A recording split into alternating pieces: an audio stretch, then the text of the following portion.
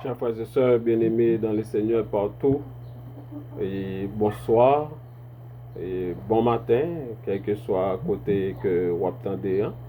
Ça dépend à l'heure que vous pouvez recevoir le message du jour.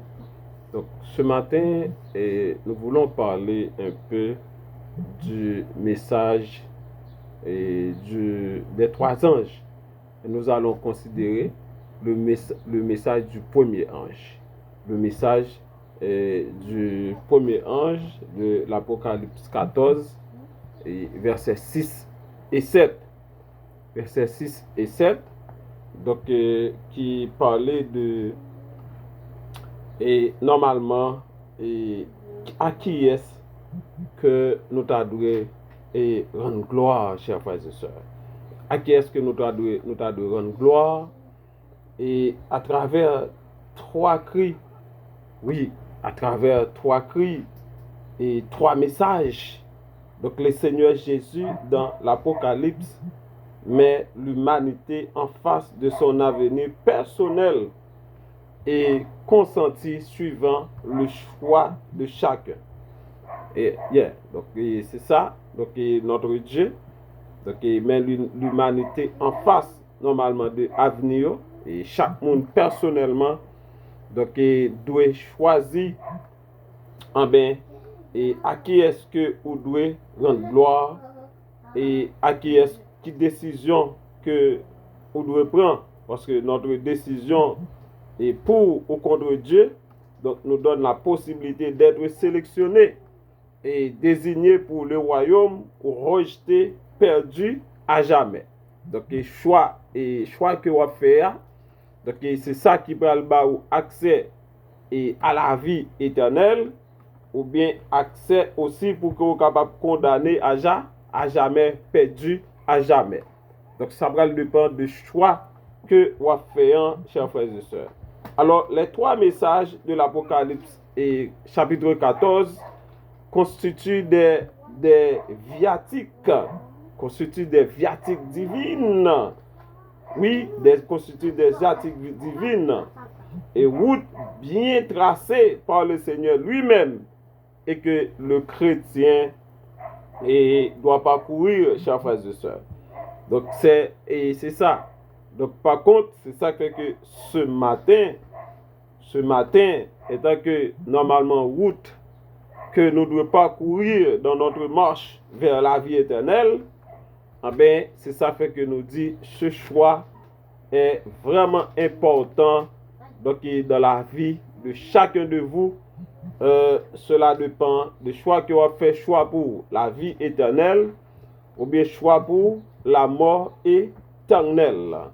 Alors, lorsque nous lisons dans Apocalypse chapitre 14, Apocalypse chapitre 14, le verset 6. Le verset 6. Nous lisons le verset 6 d'Apocalypse 14. Dit, je vis un autre ange qui volait par le milieu du ciel, ayant un évangile éternel pour annoncer aux habitants de la terre, à toute nation, à toute tribu, à toute langue et à tout peuple. Donc, vous voyez l'importance, et chers frères et sœurs, et de ce message. De ce message. Oui, le verset 6 nous donne les caractéristiques des messages contenus à travers la proclamation et des trois anges. Des trois anges. Et c'est un message visible, éternel, universel. Visible, éternel, universel. Donc, il n'y a rien de caché dans ces messages, chers frères et sœurs. Rien de caché dans ce message. Donc, c'est pour cela que nous devons être capables de voir, d'entendre et de comprendre. Donc, normalement, le message des trois anges, c'est le symbole d'une église qui ne prêche pas en cachette. Oui, c'est le symbole d'une église qui ne prêche pas en cachette. Elle proclame son message à haute intelligence voix, partout. Donc c'est une église qui ne cachette pas et qui ne proclame pas, chers frères et sœurs, en cachette, qui ne prêche pas en cachette, mais c'est une église qui prêche à haute voix donc, et ce message. Donc c'est pour cela, et normalement c'est vraiment important pour nous-mêmes. Et dans le texte d'Apocalypse chapitre 6, et l'ange nous dit, et chers frères et sœurs, et c'est un évangile éternel. C'est important, hein? C'est le premier point de ce message. C'est le premier point de ce message. Un évangile éternel. Un évangile éternel. Un évangile éternel. Donc ce n'est pas une nouvelle doctrine. Cet évangile éternel, ce n'est pas une nouvelle doctrine. De la Genèse à l'Apocalypse, cette doctrine est la même. Cette doctrine est la même. Donc tous les enfants de Dieu, tant les croyants de l'Ancien que les chrétiens du Nouveau Testament, doivent connaître la même obéissance, puisque tous nous sommes sauvés par le seul et même moyen, le sang de Jésus. Donc ce n'est pas un nouveau message. Ce n'est pas un nouveau message, ce n'est pas un nouveau évangile. Donc c'est un évangile éternel. Donc puisque nous sommes tous sauvés par le sang de notre Sauveur et Seigneur Jésus-Christ. Mais après, chers frères et sœurs, et dans porté message là, c'est un évangile éternel, mais il y a une destination. C'est-à-dire les destinataires de ce message, et d'après l'Apocalypse chapitre 6, c'est aux habitants de la terre. Donc c'est la personne exclue de ce message, aux habitants de la terre. Donc le message des trois anges, plus particulièrement, et on a considéré le message du premier ange, donc doit prêcher aux habitants de la terre. Regardez bien, le texte nous dit à toute nation, tout peuple, toute langue, tout peuple, tout peuple, toute langue. Donc c'est une église mondiale avec un message universel. Un message universel. Donc le Dieu du ciel ne veut oublier personne. Donc nous devons tous arriver à comprendre le grand amour de Dieu pour ses enfants, sa patience et sa miséricorde. Donc le message des trois anges, le premier message que nous considérons ce matin d'Apocalypse chapitre 6 et 7, normalement, chers frères et sœurs, c'est un message qui gagne et normalement comme destinataire, c'est aux habitants de la terre. Le texte nous dit à toute nation, à tout peuple, toute langue. Cela dit, personne pas exclu de ce message. Donc tout le monde, l'Éternel fait appel ensemble avec vous, et pour que donc vous capable et normalement et pratiquer ce message dans votre vie, parce que ce message lancé aux habitants de la terre. Donc pas de personne qui est exclu, parce que la volonté de notre Dieu, c'est que tout le monde capable de sauver, tout le monde capable de accès à la vie éternelle au nom de Jésus. Au nom de Jésus. Oui. Donc par contre, nous voyons que message là, son message qui ont porté universel, donc qui annonçait aux habitants de la terre. Mais le verset 7, lisons le verset 7. Le verset 7 d'Apocalypse 14 nous dit, il disait d'une voix forte, craignez Dieu et donnez-lui gloire, car l'heure de son jugement est venue, et adorez celui qui a fait le ciel et la terre, et la mer et les sources d'eau. Voici, chers frères et sœurs, ce grand message. Alléluia. Voici ce grand message. Pour bien comprendre ce message, il nous faut le situer dans le temps. Il nous faut le situer dans le temps pour bien comprendre, chers frères et sœurs, ce message. En effet, les 17e, 18e, 19e siècle, jusque vers le milieu du 20e siècle, sont connus comme le siècle de lumière. siècle de grandes découvertes scientifiques, siècle de progrès et siècle de vitesse. Donc c'est pour cela, chers frères et sœurs, donc il y a beaucoup de considérations donc, qui faites par des hommes scientifiques à travers la création de l'Éternel.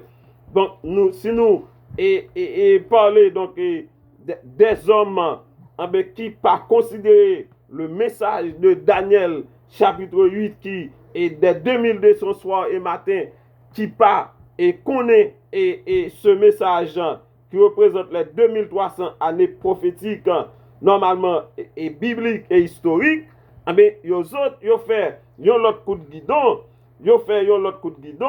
à travers Karl Marx qui c'est normalement un grand homme politique et un grand philosophe et économiste. Ces hommes-là, donc pour eux-mêmes, ils considèrent d'autres choses. Et si nous prenons Auguste Comte aussi, un philosophe français, donc c'est comme si, et si nous prenons Charles Darwin aussi, de l'origine, monsieur ça eux-mêmes, ouais, et message là, ils ont l'autre façon à travers découverte, mais que ils pas qu'à comprendre, parce qu'il faut qu'on soit capable de gagner le Saint-Esprit, la lumière de l'Éternel, pour qu'on soit capable de parler de ce message. Ainsi, et amis à l'écoute, chers frères et sœurs, la Bible ne peut être et ne doit pas être adaptée à la science. Mais non, du tout pas. Donc c'est la science qui doit rejoindre la Bible en la confirmant. Oui, c'est la science. C'est de même que, chers frères et sœurs, c'est pas à l'Éternel qui doit et nous sommes capables de dire obéir ou bien adapter avec nous-mêmes, mais c'est à nous d'obéir à la volonté de Dieu. C'est à nous d'obéir au commandement de l'Éternel. C'est à nous, chers frères et sœurs, de rejoindre l'Éternel. Donc c'est pour cela, en aucun cas, la science est pas capable, la Bible n'est pas capable de rejoindre la science, mais c'est la science qui doit rejoindre la Bible qui est pour que soit capable de confirmer et ça que donc la Bible donc lui-même lui dit. C'est pour cela le message du premier ange s'oppose à la théorie donc de l'évolution.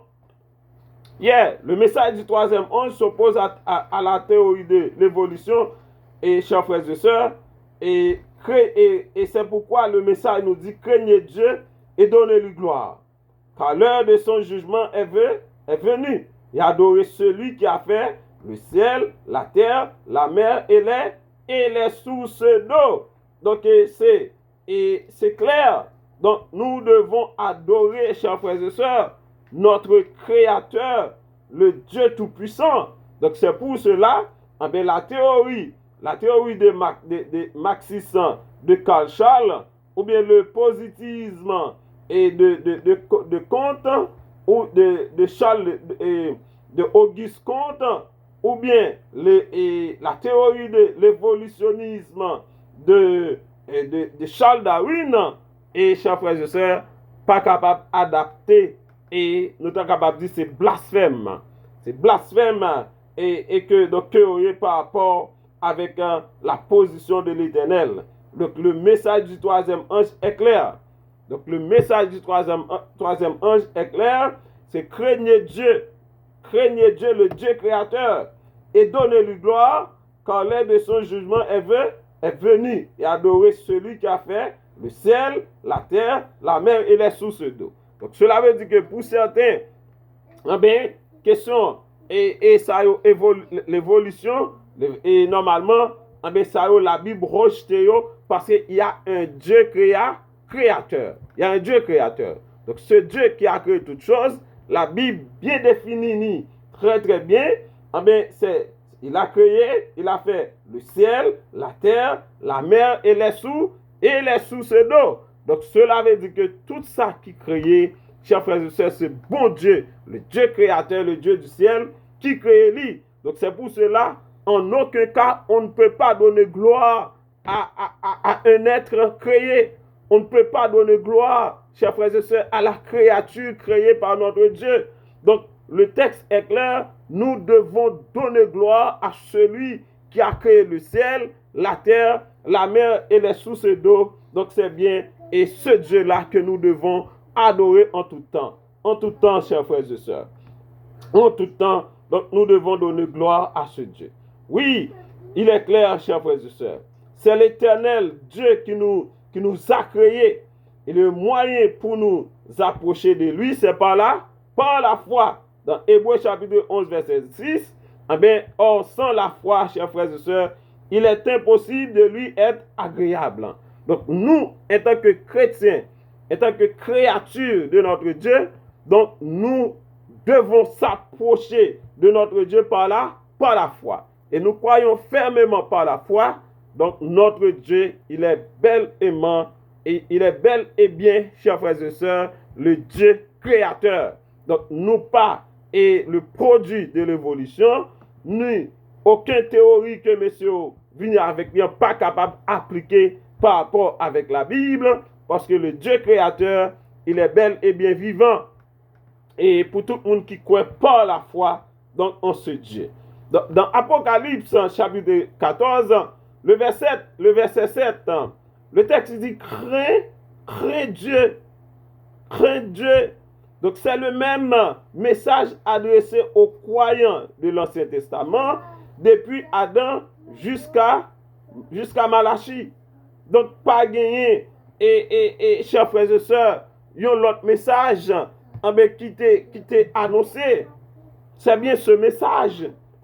Et si vous prenez Ecclésiaste 12, le verset 15 et 16, le texte nous dit, écoutons la fin du discours. Craignez Dieu et donnez-lui gloire.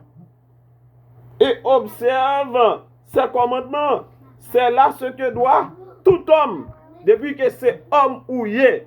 Alléluia. Alléluia. Alléluia. Sous pas homme, en bien, commandement ça pas fait pour vous. Mais depuis que c'est homme ou yé, ou doit adorer un seul monde qui crée ciel la terre, la mer, le sous doit tout ça qu'il a donné. Donc par contre, chers frères et sœurs, nous-mêmes, nous capable de nous-mêmes en bien reconnaître un monde qui pas adorer ce Dieu, est-ce que c'est homme? Parce que le texte est clair. Écoutons la fin du discours. Craignez Dieu et observe ses commandements. C'est là ce que doit tout homme. Donc, pas gagner à sortir de là. Tout homme, chers frères et sœurs, il doit craindre mon Dieu et il doit donner gloire. Alléluia. Il doit donner gloire à ce Dieu. Donc, c'est pour cela, ou même qui a écouté et matin qui va recevoir message ça, nous devons adorer. Nous devons donner gloire, chers frères et sœurs, au Dieu créateur. Au Dieu créateur. En effet, chers frères et sœurs, le texte est clair. Donner gloire à Dieu. Cela veut dire que c'est pratiquer le respect dû à sa personne. Alléluia. Le respect dû à sa personne. C'est ça. Donc, respecter son nom. Exode 20, versets 6 et 7. Troisième commandement, normalement, qui dit nous pas devons prendre nos bon Dieu en vain. Alléluia. Nous pas devons prendre nos bon Dieu en vain. Donc, et normalement, donner gloire à notre Dieu, chers frères et sœurs, c'est pratiquer normalement le respect envers notre Dieu, donc le Dieu créateur, le Dieu qui surveille sur nous, le Dieu qui nous protège matin, midi et soir, le Dieu qui protège nos enfants, le Dieu, chers frères et sœurs, qui nous donne la paix, le Dieu qui nous donne la sécurité, malgré que le monde est plongé dans l'insécurité, dans l'incertitude, mais nous, étant qu'enfants de Dieu, nous avons la certitude, parce que nous connaissons qui côté que nous allons. Nous connaissons qui côté que nous sommes, nous connaissons qui côté que nous allons, parce que bientôt, nous serons, chers frères et sœurs, avec notre Dieu. Bientôt, nous serons avec notre Dieu, parce qu'il a bien dit, et chers frères et sœurs, il a bien dit dans sa parole, dans Ésaïe 66. Ésaïe chapitre 66. Eh bien, on allait bien rapide. Lis ce verset, quel que soit côté ou même, ou capable de lire ce verset dans Ésaïe 66. Vous pouvez lire et ce verset, quel que soit côté que vous y au verset 22. Au verset 22 et de ce chapitre. Le texte dit, comme les nouveaux cieux et la nouvelle terre que je vais créer subsisteront devant moi, dit l'Éternel. Ainsi subsisteront votre postérité et votre nom à chaque nouvelle lune et à chaque sabbat, alléluia. À chaque nouvelle lune et à chaque sabbat, alléluia. À chaque sabbat, alléluia. Toute chair viendra se prosterner devant moi, dit l'Éternel. Si nous ne remplaçons pas toute chair, nous sommes capables de dire, chers frères et sœurs, et tous les hommes, tous les habitants de la terre, et chers frères et sœurs, eh bien, viendront se prosterner devant moi, dit l'Éternel des armées. Cela veut dire que même si vous voyez que toutes les choses a tourné mal, mais c'est que nous connaissons qui côté nous connaissons qui côté que nous prenons adorer ce Dieu créateur, chers frères et sœurs. Eh bien, et ce Dieu, normalement, que nous devons adorer sur cette terre, et c'est lui-même que nous prenons adorer dans le ciel, dans le ciel, dans le ciel, à chaque sabbat. Le texte est clair. À chaque sabbat, nous allons adorer ce Dieu, chers frères et sœurs. C'est pour cela, nous-mêmes qui avons adoré l'Éternel en ce sabbat, c'est un apprentissage que nous avons fait de ça que nous allons vivre dans le ciel, de ça que nous allons vivre dans le ciel, chers frères et sœurs. Oui, en effet, les thèmes employés d'Apocalypse chapitre 14, verset 16 sont la réception, sont la répétition et mot pour mot du 4e commandement de Exode chapitre 20 verset 11. Et chers frères et sœurs, nous pouvons même établir l'équation suivante. Exode 20 et verset 11 égale à Apocalypse 14 verset 7. Craignez Dieu et donnez-lui gloire. Alléluia. Craignez Dieu et donnez-lui gloire, car l'heure de son jugement est venue. Adorez celui qui a fait le ciel, la terre et les sources d'eau. Oh, ce matin, quel que soit côté au courrier, si vous avez adoré, vous êtes créé, si vous avez adoré, une créature, soit adoré, un bout de bois, soit adoré, un saint et un petit tonton que vous mettez devant, qui fabriqué par les mains des hommes, ou soit adoré, quel que soit, et vraiment, et un être que bon Dieu créé qui vient sous forme Satan, qui est capable de mener où côté que vous ne voulez aller ce matin, m'invitez pour adorer ce vrai Dieu, le Dieu créateur, en ce sabbat. En ce sabbat, c'est le jour normalement que l'Éternel lui demandait pour que nous capables d'adorer. C'est pas l'évangéliste Sanon Gérol qui dit là, mais c'est clair, c'est la Bible qui dit lui. Oui, chers frères et sœurs, bien-aimés dans le Seigneur, le message du premier ange est une invitation à un retour à l'observation du sabbat de l'Éternel. C'est clair, il n'y a pas à sortir de là. Oui, je reprends, chers frères et sœurs, le message du troisième ange est une invitation à un retour à l'observation du sabbat de l'Éternel, sabbat de la création, le 7e jour de la semaine. C'est un ordre pressant, alléluia, c'est un ordre pressant de l'Éternel. Une obligation est faite à tous les hommes de répondre à cette invitation, puisque la menace est déjà là, l'heure du jugement de l'Éternel est venue. À vous de choisir, chers frères et sœurs, d'obéir à qui? D'obéir à qui? D'obéir à qui? D'obéir à qui? D'obéir à l'Éternel, le Dieu créateur, ou bien d'obéir à celui, et chers frères et sœurs, qui a mis en opposition au sabbat de l'Éternel un faux sabbat. Un faux sabbat. Il y a un faux sabbat. Et après ce message, le prochain message nous prenons, mais qui est-ce qui mettait faux sabbat ça en opposition au sabbat de l'Éternel? Le texte est clair, à chaque nouvelle lune et à chaque sabbat, nous allons adorer l'Éternel. Le sabbat, pas l'autre jour, le sabbat du 7e jour, non pas faux sabbat, que messieurs mettaient le premier jour de la semaine et le premier jour de la semaine, qui est le jour, normalement, que bon Dieu te commence le travail. Donc l'Éternel, à vous de choisir dans quel camp que vous voulez, dans quel camp que vous voulez. Est-ce qu'on voulait rester dans le camp qui connaît déjà? Parce que pour rester le saint sabbat de l'Éternel, c'est qu'on choisit un camp. Au camp, ça, le camp connaît déjà. C'est pour cela, l'Éternel voulait sauver nous. L'Éternel voulait tout le monde sauver. C'est pour ça, ce matin, l'Éternel lance appel à vous, et quel que soit côtoyé, de choisir ce matin d'obéir à l'Éternel, de choisir ce matin l'observation du saint sabbat de l'Éternel, de marcher avec l'Éternel. Oh, quel beau jour! Quel beau jour ce sera, chers frères et sœurs!